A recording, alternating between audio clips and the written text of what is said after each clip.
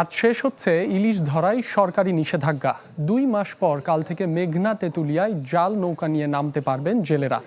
এতে খুশির জোয়ার বইছে ভোলা ও চাঁদপুরের জেলেপল্লীগুলোতে। আশা, এবার আগের চেয়ে বেশি মাছ ধরা পড়বে জালে। কেউ ব্যস্ত জাল সেলাইয়ে, কেউ করছেন নৌকা মেরামতের কাজ।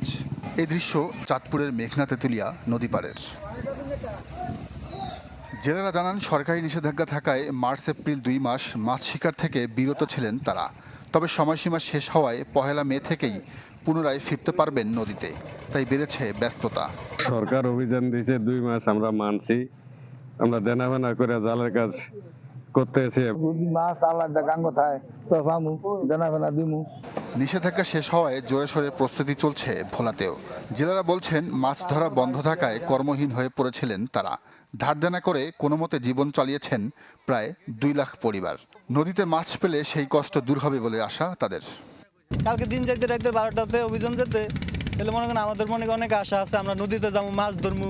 নদীতে যাইতাম পাইন, ইয়ার খুব অভাব ছিলাম, কোনো কাজ নাই দ্রব্যমূল্যের দাম বাড়তি, কিছু কিনে খাইতাম পারি না। এই অভিযান শেষ, আমরা আল্লাহ দিবসে কালকাতে আমরা সাবাল নামু, আল্লাহ আল্লাহ যা মিলে। মৎস্য কর্মকর্তাদের দাবি, জাটকা সংরক্ষণে জারি করা নিষেধাজ্ঞার সফল বাস্তবায়ন হয়েছে, তাই বাড়বে ইলিশের উৎপাদন। 282টি মামলা হয়েছে, তার ভিতরে 5 লক্ষ টাকা জরিমানা এবং 419 জনকে জেল এবং 1 লক্ষ টাকা আমরা নিলাম করেছি বিভিন্ন মাছ সহ অন্যান্য মালামাল।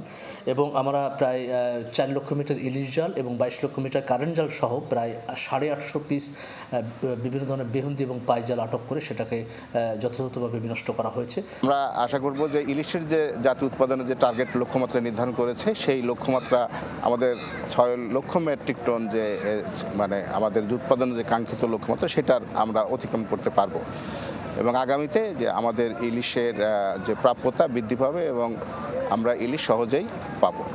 জাটকা সংরক্ষণে দেশের 6টি অভয়শ্রমে নিষেধাজ্ঞা শুরু হয় গেল 1 মার্চ, যা শেষ হবে আজ মধ্যরাতে। Desk report, channel 24।